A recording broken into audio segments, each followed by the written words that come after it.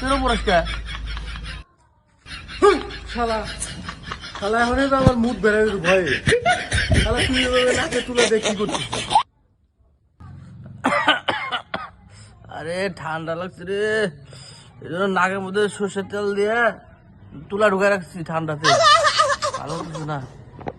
এই শালা বোকা চোদা, তুই ধূপকাঠি ধরাইছিস আবার শালা নাকে তুলা দিছিস। শালা আমার ভয়ে এখন গার ফাটা।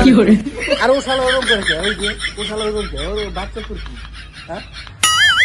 শালার মশার জ্বালা ধূপকাঠি লাগাইছি, আর ওই শালা তো ধোকা খাইছে, সাপালি ধোকা দিছে ওকে।